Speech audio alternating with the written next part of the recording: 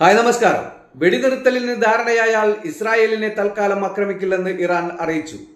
അതേസമയം ഹമാസുമായി പരോക്ഷ ചർച്ചകൾ നടത്താമെന്ന് US, ഖത്തർ, ഈജിപ്ത് തുടങ്ങിയ മധ്യസ്ഥ രാജ്യങ്ങളുടെ പ്രതീക്ഷ.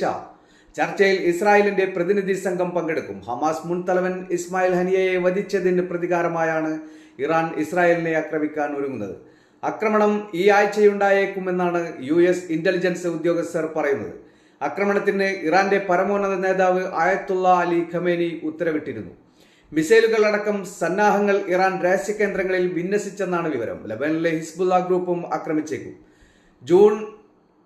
ജൂണിൽ US പ്രസിഡന്റ് ജോ ബൈഡൻ മുന്നോട്ട് വെച്ച വെടിനിർത്തൽ കരാർ അംഗീകരിച്ചതാണെന്നും അത് നടപ്പാക്കാനുള്ള പദ്ധതി രൂപീകരിക്കണമെന്നും മധ്യസ്ഥ രാജ്യങ്ങളോട് ഹമാസ് അഭ്യർത്ഥിച്ചിരുന്നു. മറ്റ് ചർച്ചകൾക്ക് താൽപ്പര്യമില്ലെന്നും വ്യക്തമാക്കി. അതിനിടെ തെക്കൻ ഗാസയിലെ ഖാൻ യൂനിസിൽ ഇസ്രായേൽ